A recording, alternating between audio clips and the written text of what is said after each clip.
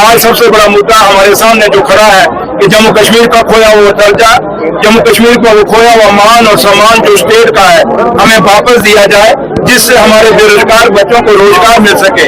आज हमारे बच्चे, हमारी बेटियां बेरोजगार हैं, वो दर दर की ठोकरें खा रही हैं, लेकिन इस स्टेट को टूटने के लिए, इस 370 को तोड़ने के लिए अगर कोई जिम्मेवार है तो ये वही लोग हैं जो आज भी परसों एलजी साहब के पास बैठे थे। वो फोटो देखा होगा, महबा जी ने बड़े प्यार से वहां जाके फोटो खिंचाया।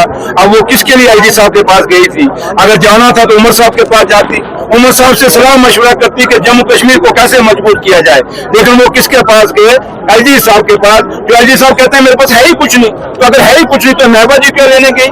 इसका मतलब यही लेने आई कि बताओ जम्मू कश्मीर को और बर्बाद कैसे करना है, जम्मू कश्मीर के नौजवानों को कैसे और खत्म करना है, ये भी आप वहाँ फैसला करने के।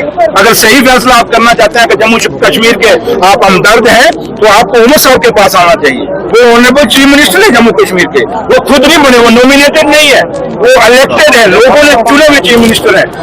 एलजी साहब जो है वो खुद नॉमिनेटेड है। और सबसे बड़ी बात कि आज की डेट में एलजी साहब भी खुद अभी तक उनका रेगुलेशन नहीं हुई, अभी वो उनका क्योंकि इनका टेन्योर खत्म है। आगे हमें डेली वेजरों की बड़ी मुसीबत थी, उनको रेगुलाइज करना था।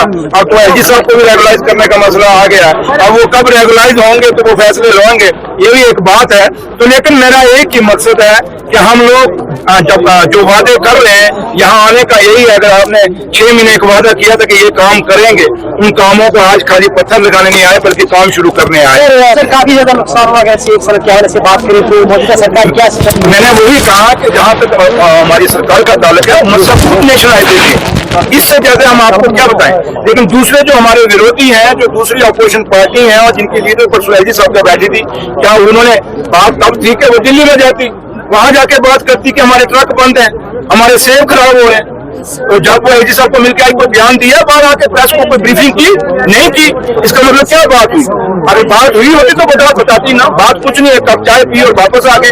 जम्मू कश्मीर को चाय नहीं चाहिए, जम्मू कश्मीर को मरम पट्टी नहीं चाहिए, जम्मू कश्मीर को मीठी मीठी बातें नहीं चाहिए। आज जम्मू कश्मीर को फैसले चाहिए, और फैसला ये है कि लोग जो जम्मू में बाहर में रह गए, कश्मीर में जो लोग साउथ में बाहर में उनका नुकसान हुआ, जम्मू कश्मीर के अंदर जो हमारे लोगों का सेब बर्बाद हो गया, इनकी चावल बर्बाद हो गया, जम्मू के अंदर किसानों की फसलें बर्बाद हो गई, उसको मुआवजे की जरूरत है। जो मकान टूट गया उनको मुआवजे की जरूरत है। जिनके घरों में आज पहनने के लिए कपड़ा नहीं है उनको खड़ा करने की जरूरत है, उन पे बात करने की जरूरत है, ना कि छोटी सियासत करने की जरूरत है। तो लिहाजा लेकिन उमर अब्दुल्ला सरकार जितने यूपी में हमारे रिसोर्सेज हैं, हमने पूरे रिसोर्सेज अपने लगाए हुए हैं, और जितनी भी हमारी कोशिश हो सकी है, उमर साहब खुद देखिए हर जगह पहुंच रहे हैं। कल भी वो गए हुए थे, परसों भी गए थे, हर जगह वो किचन में भी पैदल चल रहे हैं। चाहे वो इस बार माता मचेल की चिशोटी में वहाँ लोग यात्रा में मारे गए, बेशक वहाँ यात्रा बंद नहीं की गई।